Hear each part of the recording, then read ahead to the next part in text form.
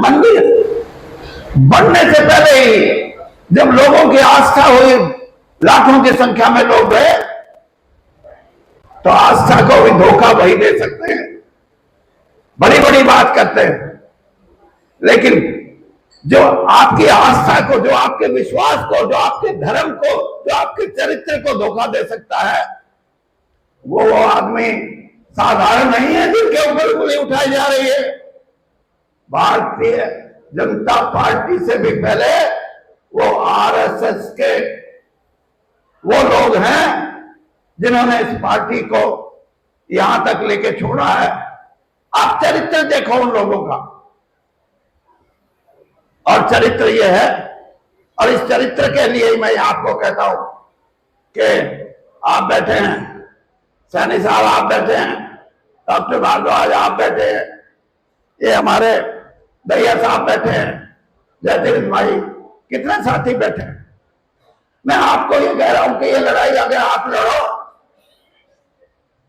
तो अगले चुनाव में ये आपको मिलेंगे नहीं ढूंढे हुए भी।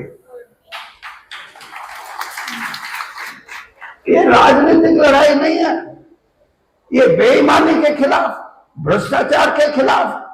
और लोगों को मैं ये कहता हूं, भ्रष्टाचार तो पैसे का, इन्होंने तो मान्यताओं का भ्रष्टाचार किया, इन्होंने तो हमारी संस्कृति के साथ भ्रष्टाचार किया, इन्होंने तो राम मंदिर जैसे पवित्र स्थान में भ्रष्टाचार किया। ऐसी लड़ाई लड़े तो मेरा ये कहना है।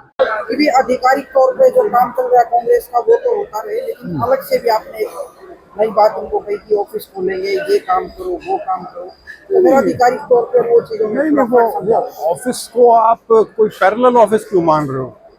कोई भी व्यक्ति है राजनीतिक, वो कहीं तो बैठता ही है, उस बैठने की जगह को दफ्तर कहते हैं। तो अगर रिहाइश दिल्ली में है और हरियाणा के बीच में अगर कोई जगह ढूंढनी है, वो जींद के आसपास है, तो उसमें पैरेलल की कौन सी बात होगी?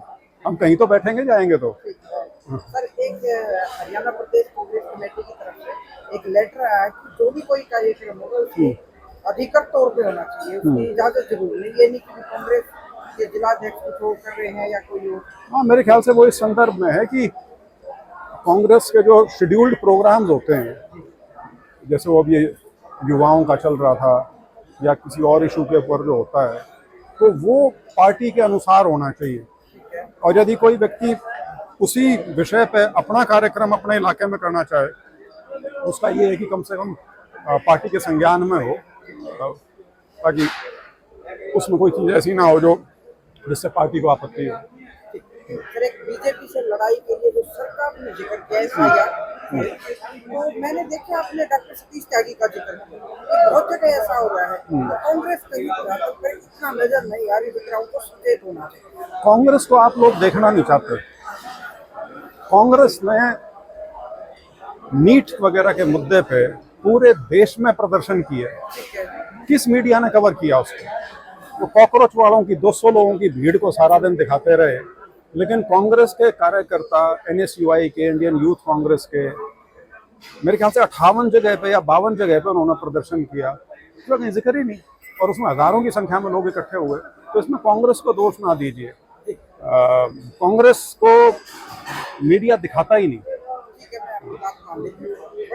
इतनी बड़ी लड़ाई आप करते हैं कि भाई राहुल अकेले लड़ रहे हैं या कांग्रेस, तो ये एक तरह से नागरिकता का प्रमाण लेने जैसी वाली बात है। एसआईआर ये तो ना तमाशा बना हुआ है। कल को कह दिया कि पासपोर्ट भी नागरिकता का प्रमाण नहीं है, क्या भी लिया तो मुझे पता नहीं नागरिकता का प्रमाण क्या है। आप आज के दिन वोट बना रहे हो ये तस्दीक करके कि आप नागरिक हो, तो फिर वो वोटर आईडी कार्ड आपका नागरिकता का प्रमाण क्यों नहीं है? जब उसमें एक काटने का प्रावधान ये है कि आप नागरिकता नहीं प्रूव कर पा रहे, तो आपने जब कार्ड बना दिया तो इसका मतलब ये है कि आपने नागरिकता भी टेस्ट कर ली। तो ये ना सारी की सारी एक दिशा में जाने लग रहा है देश, और वो ये है कि अपने मन मुताबिक ना सिर्फ आप वोटर लिस्ट बनाओ, बल्कि आप इस बात का भी निर्धारण करना शुरू कर दो कि हिंदुस्तान का नागरिक कौन है। वो भी आप अपने हिसाब से, अपनी संकुचित विचारधारा के अनुसार जो आपको सूट करता हो, नागरिकता भी अब उसके हिसाब से आप यदि बनाएंगे, वोटर आई कार्ड नागरिकता नहीं है, पासपोर्ट नागरिकता नहीं है, आधार नागरिकता नहीं है, तो नागरिकता है क्या? कौन सा कागज है जिसको नागरिकता जिस पे लिखी होती है कि ये व्यक्ति जो है वो हिंदुस्तान का नागरिक है? मेरे को तो पता नहीं। हरियाणा प्रदेश कांग्रेस कमेटी तो बननी है, अभी सिर्फ प्रदेश अध्यक्ष ही, वो तो कार्यकारिणी और वो पदाधिकारी बन रहे हैं, तो वो बदलाव क्या, वो तो नई बननी है सारी की सारी। बाकी नए हमारे संजय दत्त जी प्रभारी बने हैं प्रदेश के, उनको बहुत बहुत शुभकामनाएं, बधाई, और हरियाणा में उनका स्वागत।